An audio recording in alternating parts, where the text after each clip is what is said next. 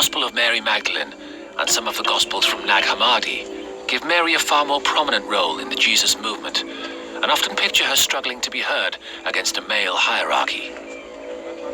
But these texts, sometimes called the Gnostic Gospels, were written to promote an alternative view of Christianity. They're called Gnostic Gospels because they represent a point of view that scholars have called Gnosticism. Gnosticism was a religion that was in many ways similar to Christianity and had a lot of Christian elements in it, in which the proponents of this religion insisted that salvation came not by having faith, but by having knowledge, which in Greek is gnosis. In the Gospel of Mary Magdalene and other Gnostic texts, Mary's name was used to represent views that were a clear challenge to the Orthodox line, portraying Mary in heated argument with Peter, the disciple who tradition says became the first pope of Rome. The New Testament and the Gnostic Gospels each promoted their own version of Christianity.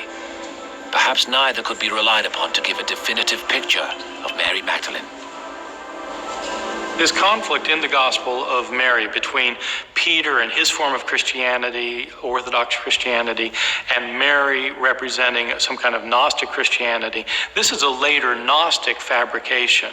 The historical Peter and the historical Mary probably were not that far apart in what they understood about Jesus. But in later Christianity, Christian leaders and teachers tried to ascribe their own views to early followers of Jesus. And so Orthodox Christians claimed that their views came from Peter, and some Gnostic Christians claimed that their views came from Mary. In the first 300 years or so after Jesus' death, there were more than 80 different texts in existence that spoke about his life and teaching. By the 4th century, the Church had settled on a list of 27 approved texts, including the Gospels of Matthew, Mark, Luke, and John, which would be admitted into the New Testament.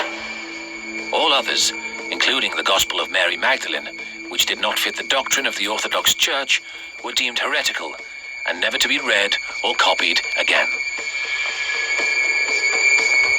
The only information that survived about Mary Magdalene was contained in a few short lines of the New Testament. Over the centuries, she would be reinvented time and time again.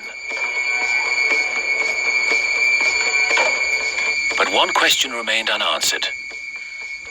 What had the key witness to the resurrection really seen outside the empty tomb?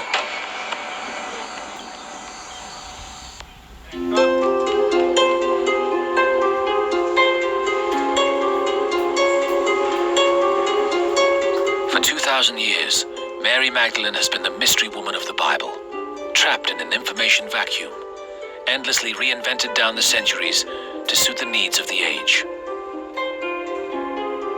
But her real importance revolves around what happened during those few brief moments 20 centuries ago.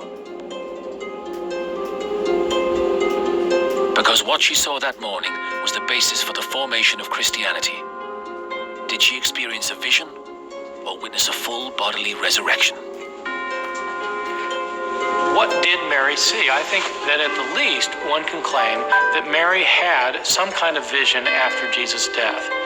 There's nothing at all implausible about that. People see the dead all the time.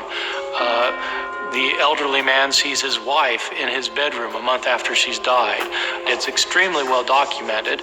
And my hunch is that Mary Magdalene had a vision of Jesus after he died. That she interpreted this apparently as a vision that he'd come back to life, but it may simply have been a post-mortem experience of somebody who had previously died. Since the early